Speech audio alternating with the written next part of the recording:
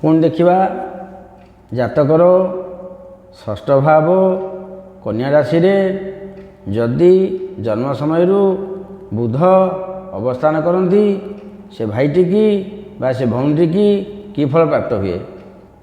कन्या राशि रे बुधंकर हूँ उच्च क्षेत्र, मिथुन है निज घर, कन्या हूँ उच्च क्षेत्र।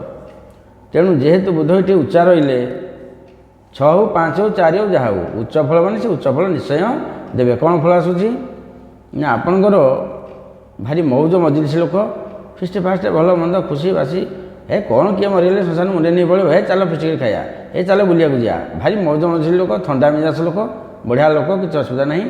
व्यवसाय वृद्धि हे। शिक्षा प्रथम टिके शिक्षार बाधा अच्छी।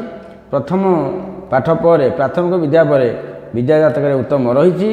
जी झगड़ा कर आपण सहित सी हार तापर विभिन्न प्रकार समस्या रे बहुत भल अच्छी। धनी परिवार आप विवाह करपारती एवं 34 वर्ष पर जीवन में बहु शुभ समय आसो।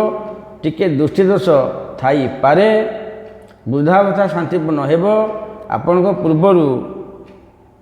पूर्वर मुहर जे जो कथा कह आप जानीदे जे कौन कहू जाऊँगी। कृषि कर्म भाषण देवा लेखापढ़ा कम आपन को उत्तम फल मिल।